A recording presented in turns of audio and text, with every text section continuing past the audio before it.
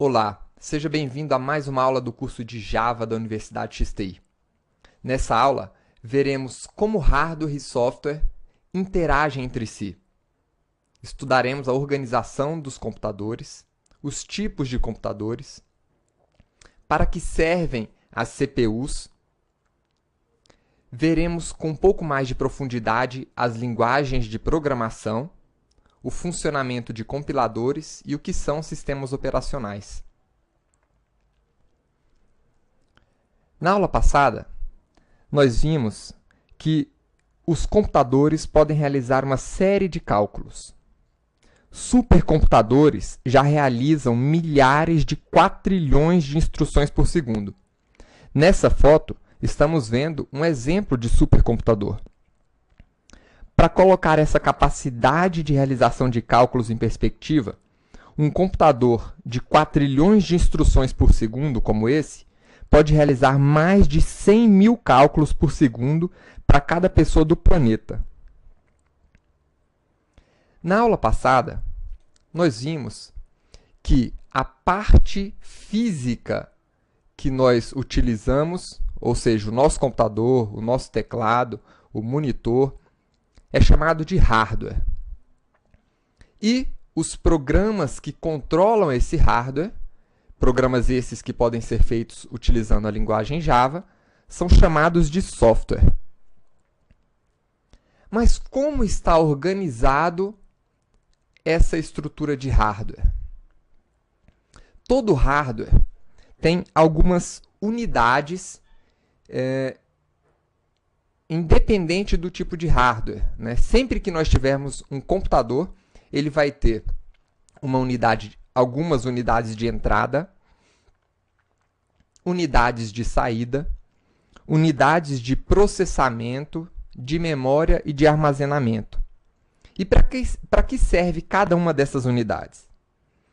A unidade de entrada é por onde nós obtemos informações. São exemplos de unidades de entrada: um teclado, um mouse, um scanner para você digitalizar alguns documentos, uma leitora de código de barras. Todos os dispositivos que permitem a você capturar informações do meio externo e levar isso para dentro do computador é considerado uma unidade de entrada.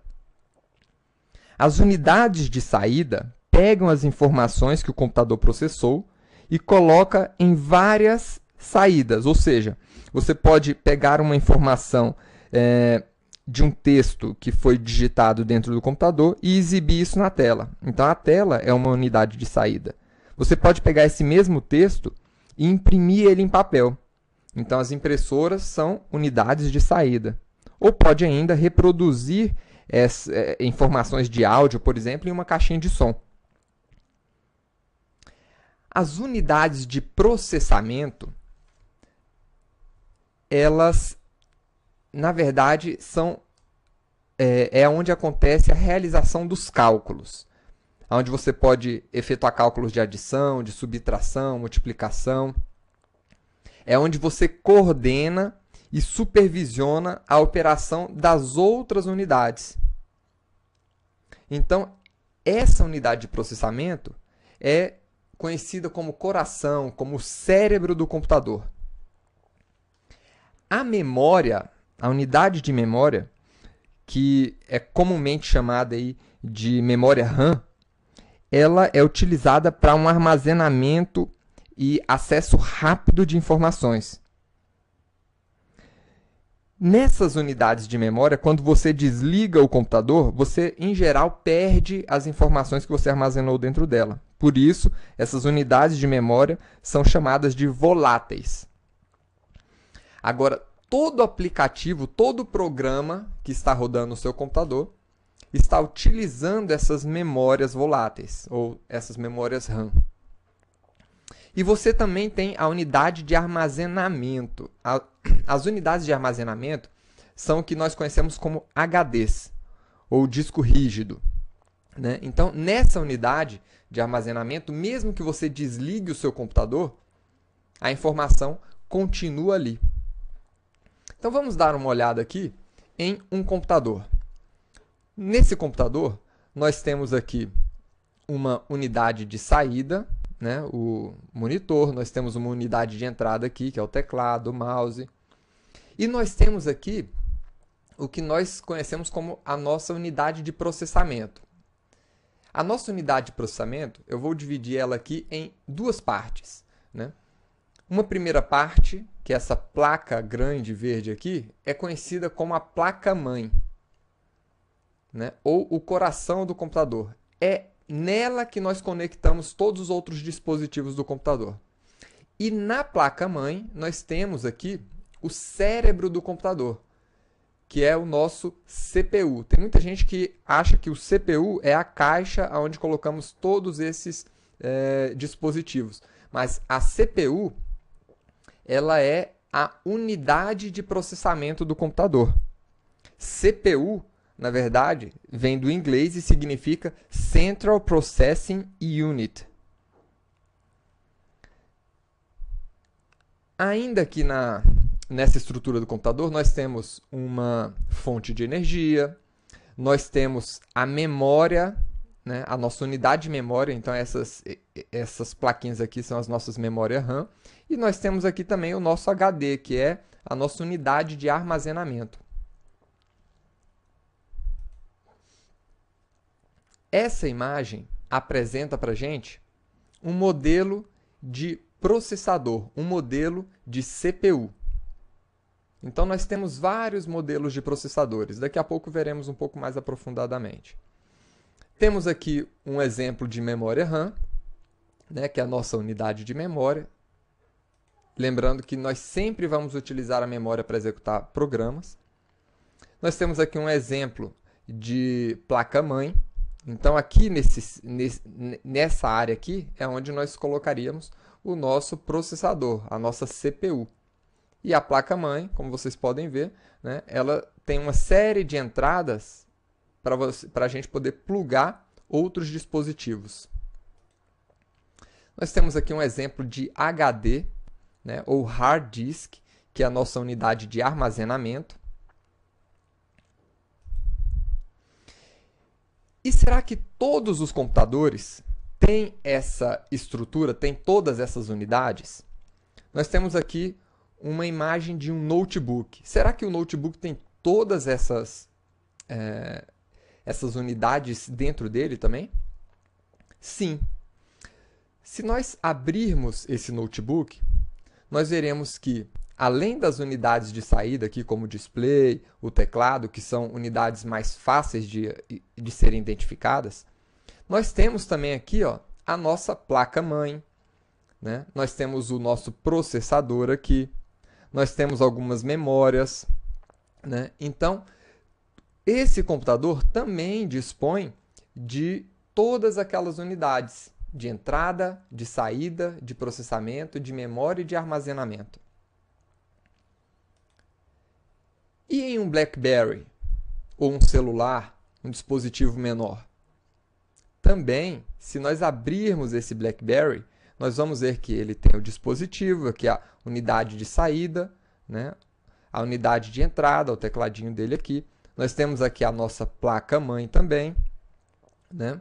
Nós temos bateria. Então, você vai identificar aqui que também, nesses dispositivos menores, nós vamos encontrar a unidade de entrada, a unidade de saída, de processamento, de memória e de armazenamento. Agora, e em um iPad, um tablet, nós vamos encontrar a mesma estrutura. Aqui está novamente a placa-mãe, né? Nós temos dentro dessa placa-mãe aqui o nosso processador e todos os outros dispositivos ali, todas as unidades de um computador. Agora a pergunta que vem é: você vai me dizer, Ricardo, que dentro de um cartão de crédito eu tenho todas aquelas unidades? Afinal, um cartão de crédito, um smart card, também é um computador. E sim, dentro desse chip aqui, nós temos todas aquelas unidades que encontramos em um computador maior. Se nós abrirmos esse chip, logo abaixo dele, vocês vão encontrar uma estrutura parecida com essa. Nessa parte aqui, central é onde vocês vão encontrar o chip, o processador, a placa-mãe desse microcomputador. E dentro desse chip, vocês vão encontrar também unidades de entrada, unidade de saída. Nesse caso aqui, vale a pena até a gente explicar um pouco mais. Esses smart cards, eles têm cerca de 8 KB de memória RAM. Eles têm mais 256 KB de memória programável, que seria aquela espécie de HD, só que funcionando com uma outra estrutura, claro. Né? É uma memória que a gente chama de ROM. E ele ainda tem um microprocessador de 16 bits. A unidade de entrada e a unidade de saída, na verdade, acontecem através de uma interface serial. E esse chip, esse microcomputador, ele recebe energia do leitor do cartão. Então, vendo esse microcomputador de uma outra perspectiva, nós teríamos aqui uma série de camadas. Você poderia ver aqui essa área de contato, né, sendo ligada aqui diretamente no chip, né? Então, sim, o chip também é um computador com todas aquelas unidades. Agora, o que são, na verdade, essas CPUs? Né? Essas CPUs, ou Central Processing Unit, ou Unidade Central de Processamento, a função principal das CPUs, e aqui eu vou mostrar novamente a imagem da CPU, né? A função principal delas é executar sequências de instruções que nós chamamos de programas.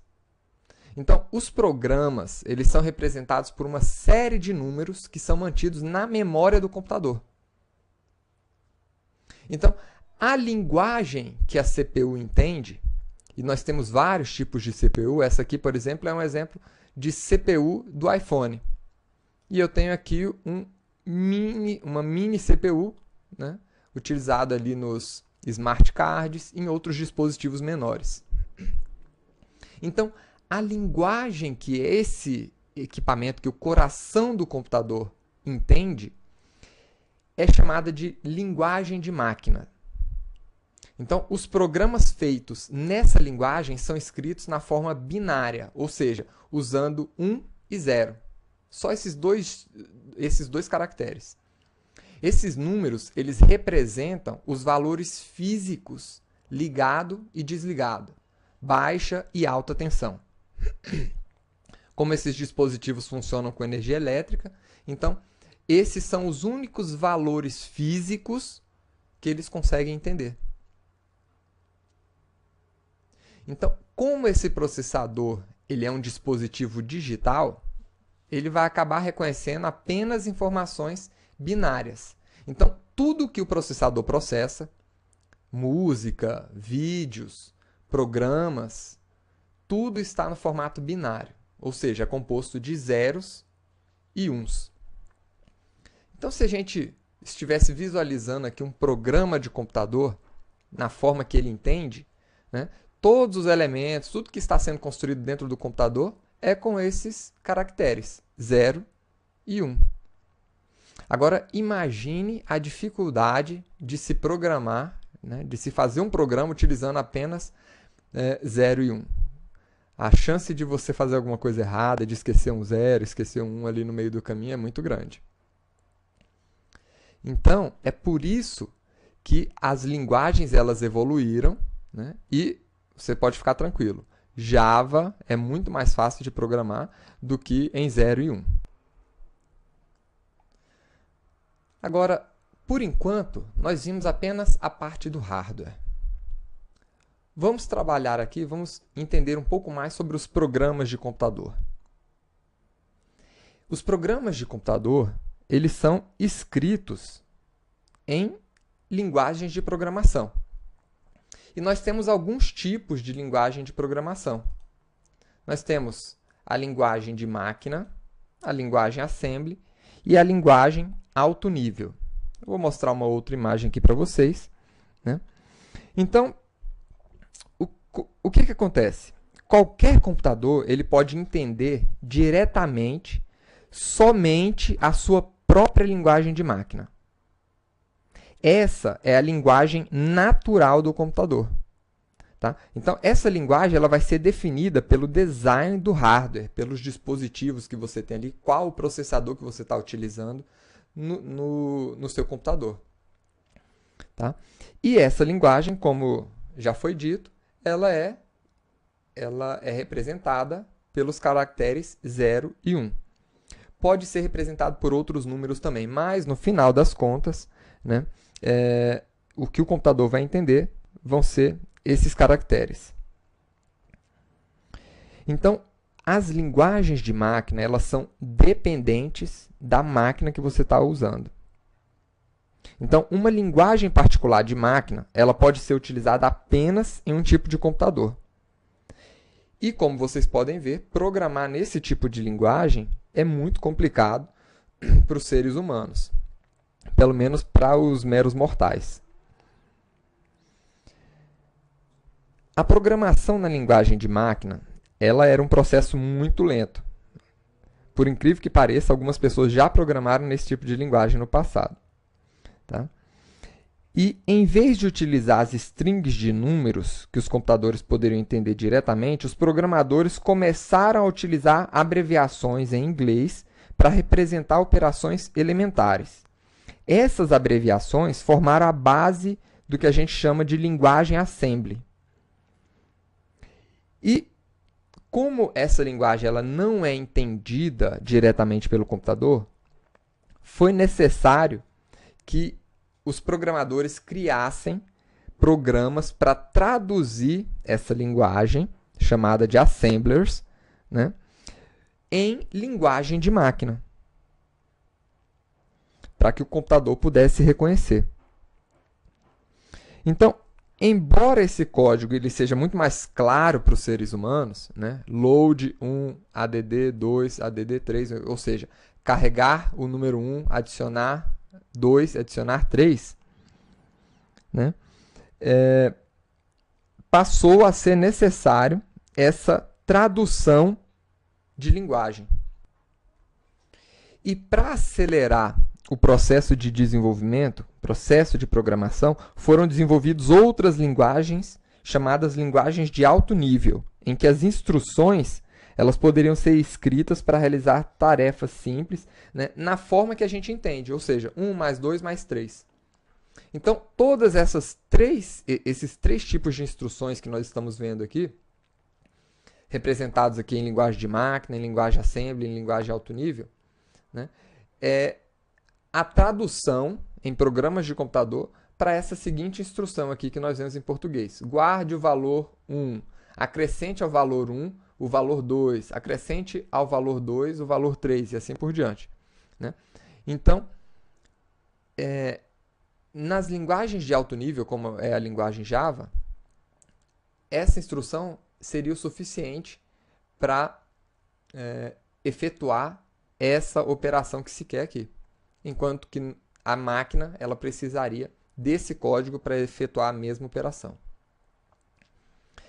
Nesse ponto, eu gostaria de apresentar para vocês um vídeo que mostra um pouco sobre como é que funciona esse processo, né, de tradução.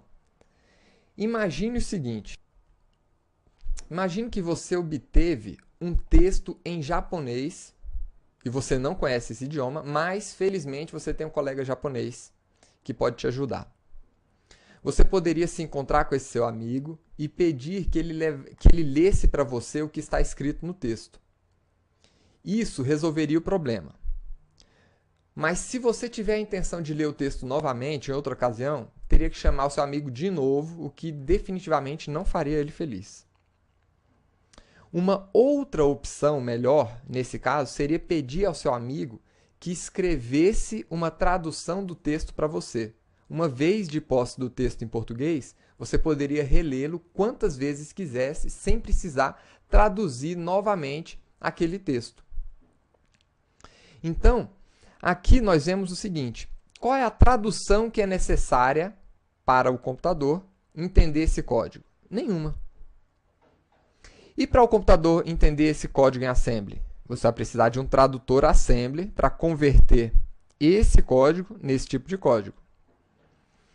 E nas linguagens de alto nível? Você vai precisar de um tradutor chamado compilador que converte essas instruções em alto nível para as instruções em código de máquina. Então, o que o compilador faz é muito parecido com esse trabalho de tradução que um japonês poderia fazer para o idioma português. Ele traduz um programa escrito em uma determinada linguagem de programação para a linguagem de máquina. E depois da compilação, você obtém um programa que o computador sabe executar por conta própria, sem precisar mais do compilador. Ou seja, você obtém um programa executável naquela máquina. Então vamos ver aqui essa animação bem rápida, né, que está aqui no site comoaprenderjava.com, que é um site de um colega meu, e que apresenta de forma também muito didática esses conceitos iniciais aqui para quem está começando a programar em Java. Então você tem um programa e o compilador C vai começar o seu trabalho. Ele vai criar um arquivo executável em linguagem de máquina vazio e vai ler a primeira linha do programa que ele está convertendo. Vai traduzir essa linha para a linguagem de máquina e escrever o código de máquina traduzido para a linguagem de máquina. Vai ler a segunda linha, fazer a tradução e escrever novamente no arquivo que vai virar o programa final. E, por fim, vai ler a última linha de código e imprimir a tradução novamente naquele arquivo. No final, né, você vai ter esse arquivo pronto e você não vai mais precisar do compilador, porque o compilador vai entender diretamente, junto com o processador, esse programa que foi criado. Porém, esse arquivo não pode ser executado por outros processadores que não compreendem a mesma linguagem. Ou seja, imagina que você vai agora querer rodar esse programa em um outro computador. Isso não é possível, né? Para isso, aquele programa original ele vai ter que ser compilado novamente nesta outra máquina. Então, aqui está sendo apresentado o processo para construir esse programa agora para uma outra máquina, representada aqui pelo IA64. Então, é assim que funciona o trabalho dos compiladores. Na próxima aula, nós vamos aprender como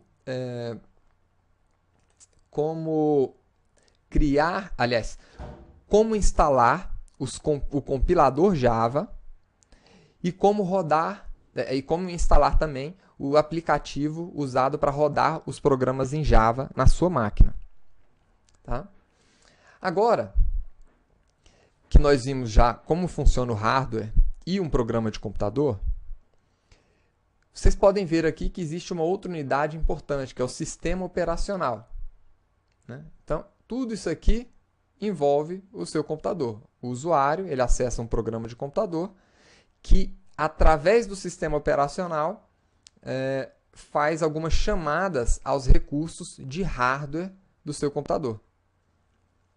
Então, o que é esse sistema operacional? Vamos dar uma olhada aqui. Nós já vimos que o seu processador ele executa programas. E os processadores entendem apenas os programas construídos na linguagem de máquina daquele computador. Agora, um ponto interessante é que para programas bem simples, ou computadores bem simples, na verdade, o processador é suficiente para a execução de um programa. Então, por exemplo, no seu micro-ondas, você pode construir um programa que acesse diretamente aqueles recursos, aqueles dispositivos do equipamento, do micro-ondas. Mas imagine um computador mais complexo, né? A maioria dos computadores é bem mais complexa do que um micro-ondas. Pense aí nas centenas ou milhares de modelos diferentes de discos rígidos, de placas de som, de placas de vídeo, né? Placas de redes, monitores. Então você tem vários tipos de dispositivos que você pode plugar nesse seu computador. Então, se você tivesse construindo um programa que precisasse acessar uma placa de vídeo para mostrar alguma informação, né, só isso você já precisaria entender como é que aquela placa de vídeo funciona, quais são os comandos daquela placa de vídeo. E se esse seu programa tivesse que suportar vários modelos de placa de vídeo, né, a complexidade do seu programa ia aumentar consideravelmente. Agora, imagine que além das placas de vídeo, você tivesse que gerenciar memória, disco rígido, a placa de rede. A complexidade desse seu programa seria absurda. Então, é para isso que servem os sistemas operacionais. Então, o sistema operacional é, na verdade, uma camada utilizada pelos seus programas, né, para acessar todos aqueles dispositivos que estão no seu computador, sem que você tenha, né, que conhecer as regras, conhecer as funções de cada um. Então, com o sistema operacional, fica muito mais simples a sua programação. Você simplesmente fala que quer imprimir alguma coisa na placa de vídeo, independente da placa de vídeo que está instalada no seu computador, o sistema operacional executa aquela operação para você. O sistema operacional também é um programa de computador, né? E ele é a base para outros programas. Na verdade, sem o sistema operacional, o seu programa só funcionaria se você reiniciasse o computador, se ele fosse autobootável. Não vou entrar aqui muito nessa questão, mas existem vários sistemas operacionais aí no mercado. Você provavelmente está utilizando um desses sistemas operacionais. Existe aqui o sistema operacional Windows, os sistemas Linux, os sistemas Unix e os sistemas da Apple. Esses são os principais. Aqui em cima eu estou apresentando alguns sistemas operacionais de dispositivos móveis. Nós temos aqui o Android, o BlackBerry, o Windows Mobile, o sistema operacional do iPhone, né, e o Symbian OS. Então esses aqui são exemplos de sistemas operacionais para celulares, para tablets, né, para Blackberries. E aqui embaixo, nós estamos vendo alguns sistemas operacionais baseados em Unix, como é o Solaris, e outros aqui baseados no Linux.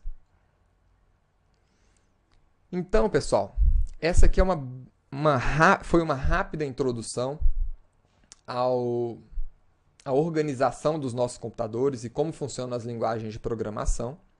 Vejo você na próxima aula, tá? E na próxima aula nós vamos aprender como instalar o compilador Java, a JVM, né, o programa para executar um programa em Java, e como é que a linguagem Java funciona de verdade. Até lá, pessoal!